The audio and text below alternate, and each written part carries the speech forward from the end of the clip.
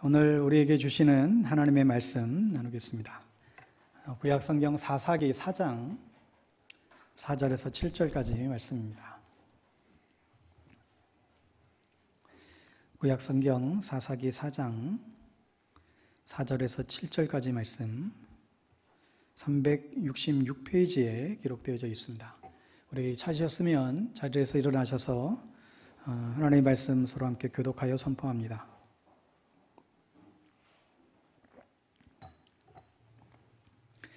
그때에 나비도스의 아내 여선지자 드보라가 이스라엘의 사사가 되었는데 그는 에브라임 산지 라마와 베델 사이 드보라의 종려나무 아래에 거주하였고 이스라엘 자손은 그에게 나아가 재판을 받더라. 드보라가 사람을 보내어 아비노함의 아들 바락을 납달리 게데스에서 불러다가 그에게 이르되 이스라엘의 하나님 여호와께서 이같이 명령하지 아니하셨느냐? 너는 납달리 자손과 스불론 자손 10,000명을 거느리고 다볼산으로 가라. 내가 야빈의 군대 장관 시스라와 그의 병거들과 그의 무리를 기송강으로 이끌어 내게 이르게 하고 그를 내 손에 넘겨주리라 하셨느니라. 아멘.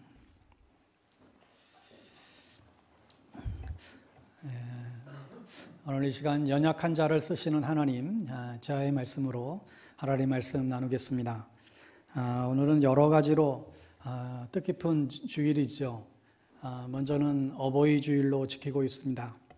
어느 누구도 부모님을 통하지 않고 이 땅에 존재하는 사람이 없기에 생명의 통로가 되신 우리 부모님들께 더욱더 마음을 다해서 감사하는 마음들을 되새겨야 되는 그런 주일입니다. 특별히 평생을 경건의 능력으로 교회를 지켜주신 우리 영적인 어르신분들께 진심으로 감사를 드립니다. 또한 오늘은 방배동교회 창립기념주일입니다. 주님의 몸된 교회를 허락하신 하나님께 감사드리고 또 나이가 들수록 우리가 책임은 더 커지듯이 이 땅에 교회를 세우신 하나님의 뜻과 목적을 다시금 우리가 되새겨 보길 시간이라고 생각이 듭니다. 1832년은 조선 땅을 처음 밟은 귀주라프 선교사님을 시작으로 1884년에 의료 선교사 이 알렌 선교사를 중심으로 오늘의 세브란스 병원 또 연세대학교가 세워졌지요. 1885년 장로교회 언더우드 선교사님 또 감리교회 아펜설러 선교사님 교파를 초월해서 서구의 많은 선교사님들이 이 땅에 들어오셔서 교육과 의료, 교회 개척에 힘을 쏟았습니다. 특별히 외국 선교사님들의 업적 중에 큰 것은 여성들을 교육시키는 거였습니다. 당시 여성들은 사회를 진출할 수가 거의 없었던 그런 상황이었는데 선교사님들이 오늘날 이화여대 전시는 이화학당, 또 배제학교, 숭실학교 등을 비롯해서 여성들에게 고등교육을 실시했고 여성의 인권 성장에 향상에 지대한 영향을 미쳐왔습니다. 이런 여러 가지 결과로 초창기 그리스도인들은 신뢰의 대상이었습니다. 그리스도인 하면 신뢰받는 사람들이 되었다는 것이죠. 저 사람 예수 믿는 사람이야. 이 얘기는 저 사람이 완전히 변했고 믿을 수 있는 사람이야. 저 사람에게는 아무런 각서 쓰지 않아도 자격증 쓰지 않아도 돈 빌려줘도 떼먹지 않을 사람이야.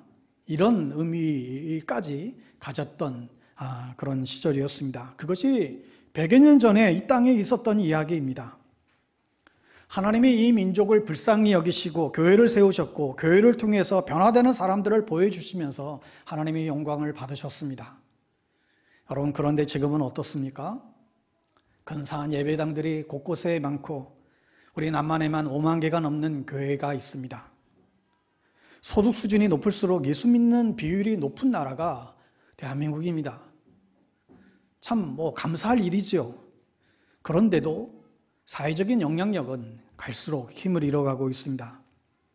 어느 모임에 갔는데 그 교회의 큰 벽보에 교회 마당 외벽에 교회는 세상의 희망이다 라는 커다란 프랜카드가 걸려 있었습니다. 교회는 이 세상의 소망이지요. 그 이유는 하나님께서 이 세상을 살릴 수 있는, 영혼을 살리고 나라와 민족을 살릴 수 있는 복음을 교회에 주셨기 때문에 그렇습니다. 그러기에 교회는 마땅히 세상의 소망입니다. 여러분, 그런데 그 교회를 지나가면서 그 벽보를 보는 오늘날의 많은 사람들이 저 현수막을 보면서 얼마나 오늘날 이 교회가 세상의 희망인가? 저 얘기에 동의를 해야 할 사람들이 얼마나 될까? 이런 생각들을 해보게 됩니다. 지난번에 언급드렸던 손상된 증인들 때문이죠. 이것이 바로 이 시대의 위기이고 또 우리 교회의 위기라고 생각이 됩니다. 오늘날 왜 이러한 상황까지 이르렀을까요? 복음이 왜곡되었기 때문입니다. 그리스도인이 된다라고 하는 것은 예수 믿고 천당 가는 게 목적이 아닙니다. 예수 믿고 잘 먹고 잘 살고 복 받는 게 목적이 아닙니다. 교회 열심히 잘 헌신하고 잘 섬겼더니 자녀 대대로 축복했더라. 그게 목적이 아닙니다. 교회를 향한 하나님의 뜻은 하나님의 나라가 이 땅 가운데에 온전히 확장되어지는 데에 있습니다. 그런 의미에서 오늘 우리가 창립주의를 우리가 맞으면서 과연 우리는 바르게 신앙생활을 하고 있는가 돌아보게 됩니다. 예수의 이름으로 세상을 변화시켜 가고 있는가? 무너진 교회의 위상을 회복시키기 위해서 정말 우리가 간절히 정말 그 마음들이 그런 회복의 마음이 간절한가? 그리고 과연 우리는 하나님의 나라를 이 땅 가운데 세우는 일에 온전히 쓰임 받을 수 있을까? 우리 질문하게 됩니다. 오늘은 특별히 세 분의 권사님들을 피택하고 또 석 달의 또 교육을 거쳐서 오늘 임직을 하게 되는 귀한 시간이기도 합니다. 오늘 권사의 직을 받들어 섬기는 분들을 비롯해서 우리 모든 성도님들이 주님의 교회를 다시금 건강하게 회복시키고 하나님의 나라를 세우는 일에 아름답게 쓰임받게 되기를 간절히 축원드립니다. 아무리 반복해도 지나치지 않는 중요한 자세를 먼저 언급하고자 합니다. 그것은 교회의 주인은 사람이 아니고 우리 주님이심을 결코 잊지 마셔야 됩니다. 교회의 첫 시작은 베드로의 신앙 고백으로부터 시작이 됐지요. 주는 그리스도시요 살아계신 하나님의 아들이십니다. 이 고백 위에 예수께서 내가 이 반석 위에 내 교회를 세우리니 음부의 권세가 이기지 못할 것이다. 내가 이 교회를 세우리니, 여기서 이 내가는 사람이 아니죠. 목사도 아니에요. 장로도 아니에요. 권사도 아니에요. 집사님도 아니죠. 우리 주님이십니다. 방비동 교회의 주인은 예수 그리스도이십니다. 이것은 영원 불변의 진리이죠. 이 교회는 그 누구도 교회의 주인 노릇할 수 없습니다. 이 교회의 개척 멤버도 이 교회의 주인이 아니고 담임 목사도 장로도 권사님들도 주인이 아니고 그 누구도 이 교회의 주인이 될 수 없습니다. 주인 의식을 가지는 것과 주인이 된다는 것은 완전히 다른 의미예요. 자기가 출석하는 교회에 대해서 주인 의식을 가지는 것은 상당히 중요한데, 주인 의식을 가진다는 의미는 주인 노릇이 아니라 주인을 생각하며 종 노릇하는 것을 의미합니다. 노프트교회 김동호 목사님, 원로 은퇴하신 김동호 목사님이 당시 출석교인이 한 5,000명 정도 넘었을 때에 4개의 교회로 분립하고 은퇴하기로 마음을 먹었다고 하죠. 그러자 주변의 선배들이, 지인들이 다, 그거 근사하게 좋게 보이는 것 같지만, 괜히 뒷방 늙은이가 된다고, 그거 하지 말라고, 그렇게 조언을 하더랍니다. 나이 드신 분들이 제일 불안한 것 중에 하나가 뒷방 늙은이가 되는 것인데, 그때 하나님이 감동을 주시기를, 너는 안방 많이 들려고 그동안에 목회했느냐? 하나님이 주인 되시는 교회가 되려면 내가 뒷방 늙은이가 돼야 돼. 이 마음에 그 감동을 주시더래요. 그 다음부터 본인이 뒷방 늙은이가 되게 해달라고 그렇게 기도하는데 그 기도 자체가 그렇게 스스로에게 은혜가 되더래요. 여러분, 하나님이 이 교회의 주인이 되기 위해서는 끝까지 자기 주장을 포기해야 됩니다. 목사가 주인인 교회, 장로가 주인인 교회, 권사가 주인인 교회, 헌금 많이 하는 사람이 주인인 교회, 목소리 큰 사람이 주인인 교회들이 너무 많아요. 직분은 계급이 아닙니다. 직분을 받는 것은 계급이 높아지는 것이 아니라 더욱 다른 사람을 섬기는 자리로 내려가는 것입니다. 우리의 이 의식 구조를 바꾸셔야 됩니다. 언젠가 TV 자동차 광고에 소리 없이 강하다, 내가잖아요. 이런 광고 카피가 있었습니다. 드러내지 않고 소리내지 않고 우리 모두가 각자의 역할을 감당할 수 있어야 됩니다. 하나님께서 교회의 주인 노릇하라고 우리를 부른 게 아니에요. 하나님만 높이는 교회가 되어야 우리도 살고 교회도 살고 여러분도 삽니다. 특히나 중직자일수록 나의 의를 버려야 됩니다. 사소한 문제를 가지고 자기 의를 드러내다가 교회가 쪼개지는 경우들이 왕왕 있습니다. 언제나 교회의 갈등과 분열은 초신자 때문에 생기지 않아요. 다 보면 중직자들의 잘못된 고집과 아집의 결과예요. 믿음과 고집은 결코 같지 않습니다. 오직 주님이 주인이시고 주님만이 영광을 받으시는 좋은 교회를 세우는 여러분, 그 일에 모두가 앞장설 수 있게 되기를 바랍니다. 중직일수록 어려움이 있을 때 굳이 계급을 치자면 총대 매는 순서예요. 희생하는 순서라는 거예요. 교회가 어려울 때, 교회가 힘든 일이 있을 때 제일 먼저 목사부터 장로, 권사, 집사 희생하는 순서지요. 그래서 능력은 어디에서 나오는가 하면 희생할 때 능력이 나오는 거예요. 더욱 겸손히 낮아지고 섬기는 자리로 내려갈 수 있기를 바랍니다. 오늘 본문에서 우리는 하나님께 놀랍게 쓰임받은 한 여인을 우리는 만나게 되는데 바로 사사 드보라입니다. 그 당시 여자는 사사가 될 수 없었어요. 그 당시 사사의 역할은 마치 대통령이고 왕이고 재판장의 역할을 했습니다. 근데 또 전쟁을 또 나가 싸워야 됐고, 그런데 어떻게 여자가 사사가 됩니까? 그 당시 정말 가장 전형적인 약자가 바로 이 여자였어요. 그런데 드보라가 사사가 돼서 이스라엘 민족을 구원하고 어려움에서 구출하게 됩니다. 어떻게 이게 가능했을까? 여러분, 이것은 결코 우연히 되어진 일이 아닙니다. 첫 번째 사사가 온니엘입니다. 두 번째 사사가 에웃입니다. 왼손잡이 에웃이죠. 그래도 다 남자였어요. 그런데 세 번째 사사는 이 여자 사사 드보라입니다. 그래서 이스라엘 백성들이 하나님 앞에 악을 행하여 그렇게 되자 그 죄로 인해서 그들이 20년 동안이나 외부로부터 심한 학대를 받고 고통을 당하게 되죠. 그때 그들 가운데 일어난 사람이 바로 여자 사사 드보라입니다. 그런데 왜 하나님께서 그렇게 약한 사람을 보내서 이스라엘을 다 일으키고 해방시키고 구원케 하셨을까? 왜 하필 가장 약한 여자 사사 드보라를 쓰셨을까? 그 이유가 있어요. 그것은 우선적으로 하나님의 소원 때문입니다. 이스라엘 백성을 구원코자 하는 하나님의 강렬한 소원이 우선적으로 있었습니다. 이것을 반대로 표현하면 당시에 남자들이 제구실을 못한 거예요. 남자들이 나서야 되는데 나서질 않는 거예요.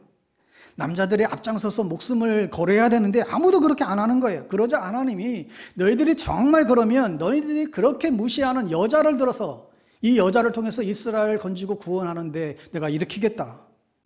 오늘 본문 4절에 보시면 그때에 납비옷의 아내 여선지자 드보라가 이스라엘의 사사가 되었는데 그저 단순히 한 사람의 아내였어요. 아무것도 없는 그냥 평범한 아내였어요. 왜 남편인 납비옷이 사사가 되지 않고 여자 부인이 아내가 드보라가 되었을까? 어쩌면요, 이 사실 자체가 하나님의 심판이에요. 자기 역할을 못하는 자들에 대한 하나님의 심판입니다. 하나님이 촛대를 옮기신 거예요. 그 당시에 사실 바락이라고 하는 굉장히 힘센 남자가 있었습니다. 그런데 그 역할을 안 했다는 거예요.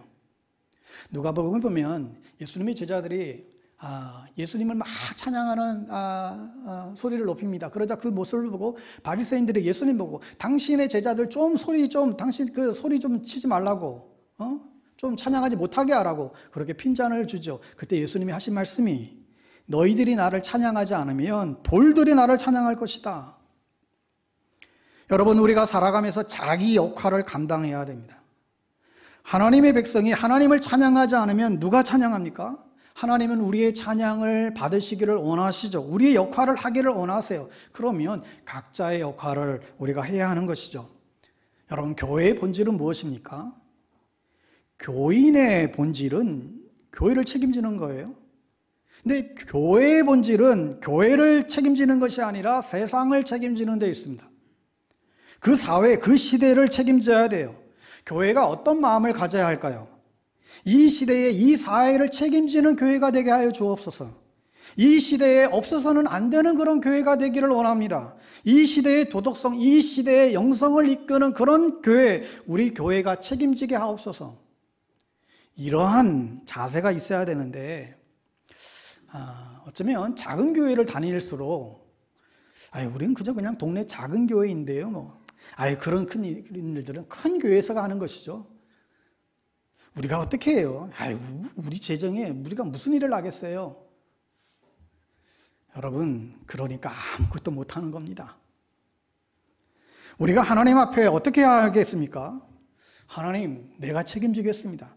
내가 가정을 책임집니다. 내가 교회를 책임집니다. 우리 교회가 이 시대를 책임집니다. 우리가 하나님 앞에 우리의 기도 제목이 될 수 있기를 바랍니다. 여러분, 우리가 하나님 앞에서 교회가 가지는 책임이 있는데요. 책임을 져야 될 교회가 되려 손가락질을 당해요. 이게 누구 책임일까요? 이것을 남의 책임이라고 말하지 말아야 됩니다. 세상을 탓하면 안 되죠. 내 탓이라고 해야 됩니다. 우리가 감당해야 될 책임이고 우리가 감당해야 될 것이지 이걸 남의 책임이라고 다시 돌리게 되면 그것은 영원히 남의 책임이 되고 또 영원히 해결도 되지 않습니다. 왜 이렇게 되는 것입니까? 기독교가 자기 역할을 제대로 못해서 그래요. 우리가 너무 약해서 못한다. 그렇지 않습니다. 우리가 간절하지 않기 때문에 그랬습니다. 우리가 하나님의 소리에, 소원에 귀를 기울여야 돼요. 내 소원에 귀를 기울이고 내 바람에 집중할 것이 아니라 하나님의 뜻, 하나님의 소원에 우리가 집중해야 합니다. 우리가 하나님의 소원에 초점을 맞출 때 우리가 이 시대의 사사 드보라처럼 된다는 것을 잊지 마시고 하나님께 쓰임받는 은혜가 있기를 바랍니다. 그 다음에 왜 하나님께서 이 여자 사사 드보라를 쓰셨을까? 그것은 하나님의 열심에 있습니다. 오늘 5절에 보시면 그는 에브라임 산지 라마와 베델 사이 드보라의 종려나무 아래에 거주하였고 이스라엘 자손은 그에게 나아가 재판을 받더라. 종려나무 자체가 이 드보라의 종려나무를 할 만큼 그곳에서 오랫동안 재판을 하고 또 이스라엘 백성을 통치하고 이끌었다는 거예요. 그러면 드보라가 그저 이렇게 되었을까요? 하나님의 열심이라는 거예요. 당시 이스라엘 백성을 구원하는데 써야 될 사람을 하나님이 찾는데 아무도 없는 거예요. 그러면 내가 여자를 쓰겠다. 그래서 쓰신 거예요. 이것은 하나님의 마음과 하나님의 열정이죠. 여러분, 우리가 하나님 앞에서 기억해야 될 부분이 있습니다. 나는 연약하다. 나는 부족하다. 나는 가진 게 없다. 나는 내세울 게 없다. 나는 할 수 있는 게 하나도 없다. 나 살기도 나는 급급하다. 나는 건강도 여의치 못하다. 여러분, 이런 생각 저런 생각 핑계를 가지고 하나님 일에 끼어들지 않아요. 하나님 기뻐하시는 일에 자신의 삶을 드리지 않아요. 그런데 정확히 말하면 우리가 하나님 일에 끼어들지 않기 때문이지 우리가 약해서가 결코 아니라는 거예요. 우리가 약해서 하나님 앞에 쓰임받지 못하는 게 아니라는 거예요. 당시 이스라엘 관습에 여자와 아이들은요 숫자에도 넣지 않았어요. 사람 취급도 안 했던 그런 시절이에요. 그럼에도 불구하고 하나님께서 여자 사사 드보라를 쓰신 이유가 뭡니까? 이게 오늘 우리에게 주는 교훈이 뭐예요? 야, 너 약하다고 하지 마. 너 뭐 못났다고 하지 마. 내가 못난 게 아니고 네가 안 하는 거야. 네가 안 해서 그런 건데 네가 약해서 못한다고 그렇게 핑계하지 말라는 거예요. 나는 지혜도 부족하고요. 저는 배움도 작고요. 저는 이제 가진 것도 없고요. 그런데 하나님께서 뭐라고 하신다고요? 너 또 핑계대는구나. 너 여자 사사 드보라가 쓰임받는 거 봤지? 하나님이 오늘 우리에게 이렇게 말씀하실 것 같아요. 여러분, 하나님은 성공한 사람을 좋아하고 실패한 사람을 싫어하실까요? 그건 굉장한 착각이죠. 하나님께서는 부자를 싫어하고 가난한 사람을 싫어할까요? 아니잖아요. 하나님께서는 우리의 성공과 실패에는 사실 관심이 없으세요. 하나님의 관심은 성공에 대한 태도, 실패에 대한 태도에 관심이 있으세요. 성공한 사람은 어떻게 해야 할까요? 성공했을 때 나 성공했어. 나 잘났어. 이것을 기뻐하는 게 아니라 성공했음에도 불구하고 겸허하고 겸손하게 자기 자신을 낮추는 것, 그 겸손하게 사는 모습이에요. 성공을 사랑함이 아니라 성공했을 때 그 겸손함을 사랑하세요. 그게 우리 하나님이 있으시죠. 또한 실패했을 때도 마찬가지입니다. 실패했을 때 하나님이 무시하지 않습니다. 하나님께서 무엇을 사랑하실까요? 내가 실패했을 때, 내가 그때 비로소 하나님께 엎드려, 하나님 제가 너무나 부족해서요. 내가 너무 연약해요. 내가 할 수 있는 게 아무것도 없네요. 내세울 게 하나도 없네요. 또 쓰러지고 또 넘어졌네요. 그러나 하나님 나 도와주세요. 하나님 저 연약한데 저 좀 도와주세요. 저 좀 붙잡아 주세요. 그때에 이 엎드림을 사용하신다는 사실을 우리가 놓치지 마셔야 됩니다. 여러분, 성경을 보면 그 시대에 가장 부유하거나 가장 강한 사람을 쓰신 적이 없어요. 왜요? 자기가 한 걸로 착각하기 때문에.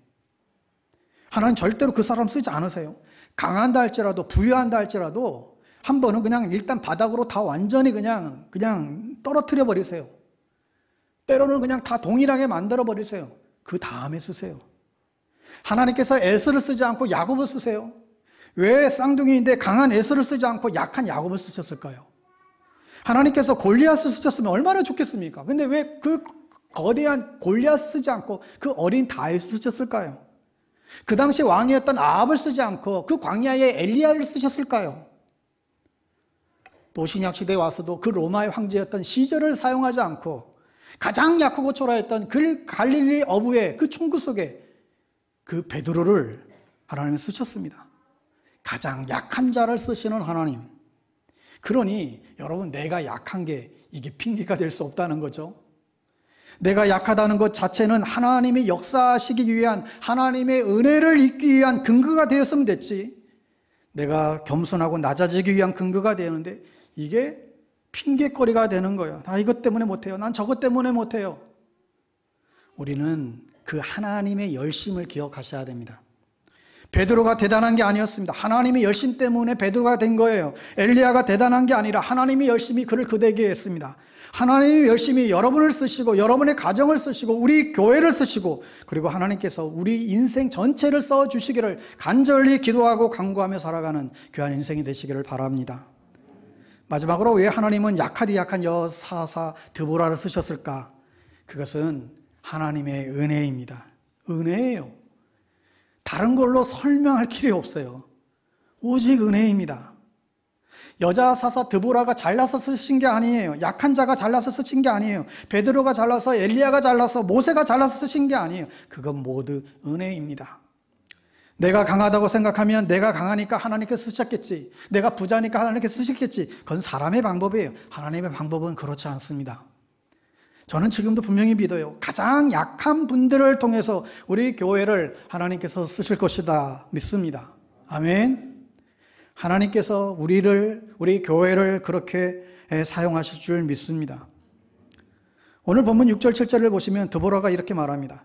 드보라가 사람을 보내어 아비노함의 아들 바락을 납달리 게데스에서 불러다가 그에게 이르되, 이스라엘의 하나님 여호와께서 이같이 명령하지 아니하셨느냐? 너는 납달리 자손과 스볼리 자손 10,000명을 거느리고 다볼산으로 가라.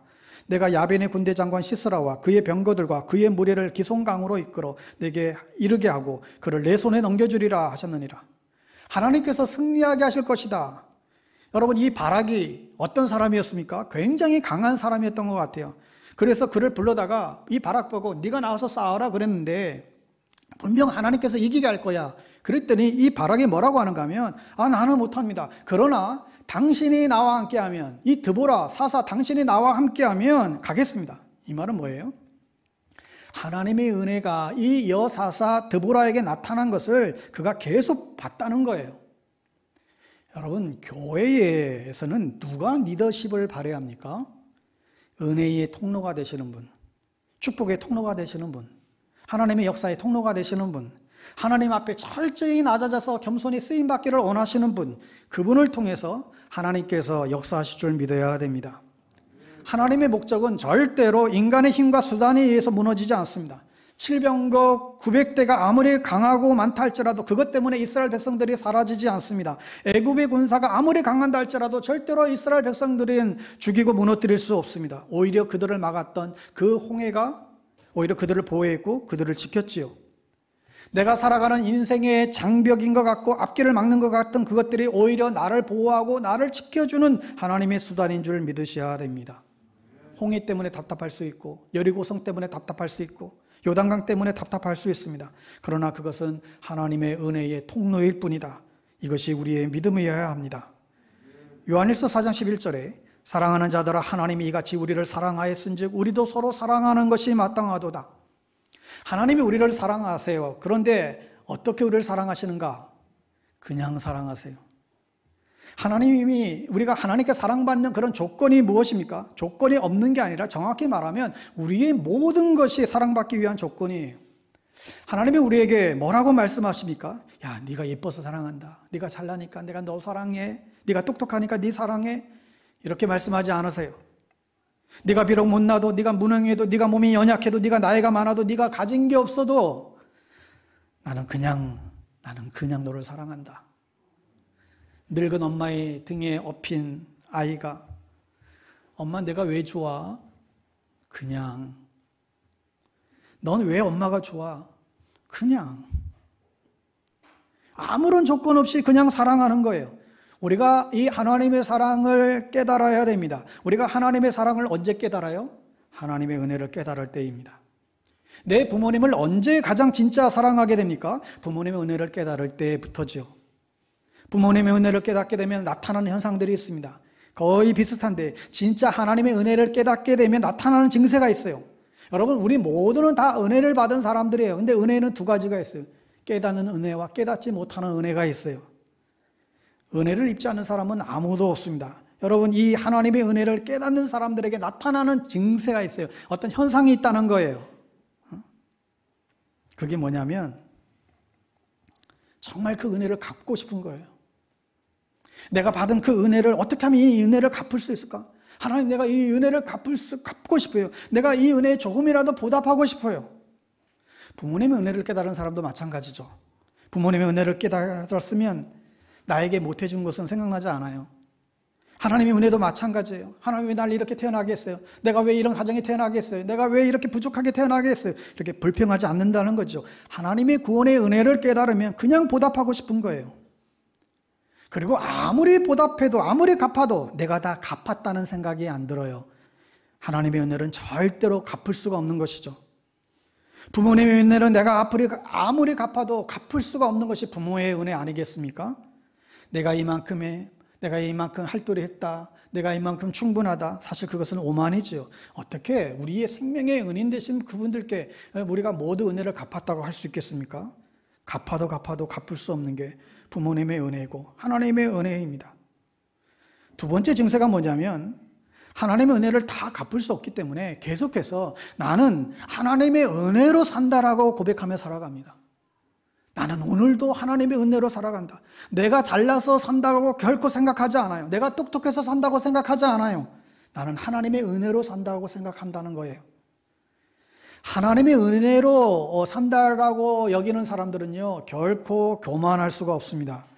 그래서 내가 갚지 못한 은혜는 빚이 아니라 사랑으로 느껴지는다는 거예요. 내가 빚쟁이처럼 쫓기면 그런 삶이 아니라 내가 어떻게 이 사랑을 보답하며 살아갈까? 그래서 이 은혜를 깨닫는 사람들에게 나타나는 전형적인 특징이 뭐예요? 다른 사람들에게 너그러워집니다. 좀 부족한 사람에 대해서, 나에게 실수하는 사람에 대해서, 나에게 잘못한 사람들에 대해서 좀 넉넉하고 너그러워져요. 반면에 은혜가 메말라 버리면 너무 사람이 옹졸해집니다. 그래서 잘 삐지고 토라지고 그래요.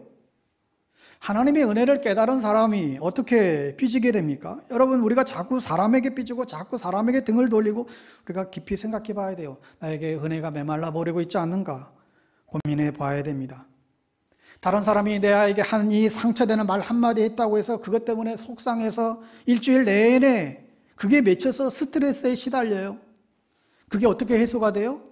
그걸 내가 대갚아야만 그게 해소가 돼요. 여러분, 그것은 얼마나 그럼 바보 같은 삶이에요.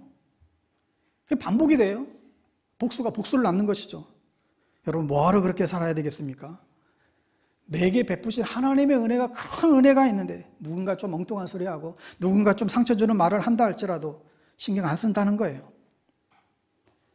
그 다음에 세 번째로 하나님의 은혜를 깨달았을 때 나타난 증세가 있는데 누군가에게 조건 없이 베풀기를 시작해요. 그리고 나서도 여전히 미안하다고 그럽니다. 아무 조건 없이 다 주고 나서도 더 못 줘서 미안하다고 그래요. 오리를 가져가는데 오리를 같이 가졌는데 내가 10리를 더 못 가져서 미안하다고 그래요. 그게 은혜를 입은 사람의 전형적인 특징이에요. 네 번째로 은혜를 받은 사람들의 특징은 따뜻하고 예쁜 성품을 갖습니다. 사람이 따뜻해져요. 찬바람 쌩쌩 부는 게 아니라 그가 머물다 간 곳은 아름다운 봄날의 향기가 풍겨요. 여러분 은혜 받아보세요. 사람이 따뜻해져요. 그리고 따뜻해지려고 노력하게 돼요. 그러니까 그 사람하고 같이 있고 싶어지죠. 특별히 어려울 때 힘들 때 같이 있고 싶은 거예요. 여러분 재미있게 놀 때도 좋지만 정말 어려울 때 같이 있고 싶은, 여러분 누군가 정말 힘들 때 생각나는 사람이 되셔야 됩니다. 같이 있고 싶은 사람이 되셔야 됩니다. 여러분 정말 부탁드리는데요, 우리 예수 믿는 사람들이 이기적이 되어서는 안 됩니다. 예수 믿는 사람들을 향한 공통된 세상의 지적이 뭐냐면 이기적이라는 거예요. 말만 앞세운다는 거예요. 은혜를 받은 사람들은 이 성품으로부터 시작해서 생활신앙이 되어야 됩니다. 여러분 일전에 한동안 회자되었던 유튜브 영상이 여러분 많이 보셨을 텐데 제목이 뭐냐면 예배 보러 와서 주정차 무시한 아줌마. 보셨어요? 250만 조회수가 넘었어요. 참 우리의 민낯을 보여주었습니다. 대충 내용이 이래요. 예배 드리고 있는데 예배 중에 차 빨리 빼주세요. 문자가 왔어요. 차 빼주세요. 그랬더니 문자 내용이에요. 예배 끝나면 빼드릴게요. 예배 언제 끝나는데요? 한 3, 40분 걸릴 것 같아요. 기다려주세요. 장난하세요? 예배는 중요하고 제 시간은 중요하지 않습니까? 본인이 급하다고 예배 드리는 사람한테 예배 드리지 말라니요. 제발 차 좀 빼주세요. 정급하면 택시 타고 다녀와요. 그로 인해서 1시간 뒤에 나가봤어요. 차가 없어진 거예요. 견인해 갔죠. 난리를 벌였습니다. 그거 1시간 못 기다려서 차를 견인하냐고. 그 사람이 외칩니다. 당신들 그렇게 이기적으로 살지 말라고.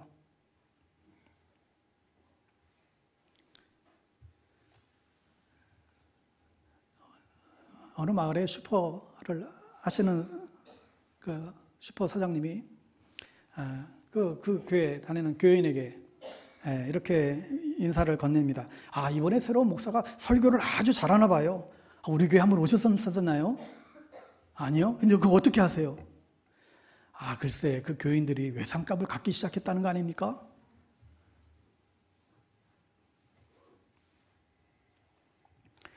마지막 은혜를 깨달은 사람의 전형적인 특징은 항상 겸손하고 헌신적이어서 어딜 가나 뭘 받아요? 칭찬을 받아요. 하나님의 은혜를 깨달은 사람은 어딜 가나 칭찬받는 사람이 됩니다. 늘 겸손하고 항상 헌신적이에요. 그러니 어디 가나 칭찬을 듣지요. 완벽하다는 얘기가 아니에요. 실수할 수 있고 또 잘못할 수도 있죠. 그러나 결과적으로 보면 그 사람 진짜 괜찮은 사람이야. 그 사람 정말 진국이야. 이런 평가를 들어요. 여러분 어딜 가나 진국이라는 평가를 듣느냐? 저 사람 못 믿어. 저 사람 언제 뒤통수칠지 몰라. 믿을 수가 없어. 여러분 혹이라도 우리가 이런 평가를 받는다라고 한다면 여러분 내가 내 인생 제대로 산 게 아닙니다. 신앙을 떠나서 결코 잘 산 것도 아니죠.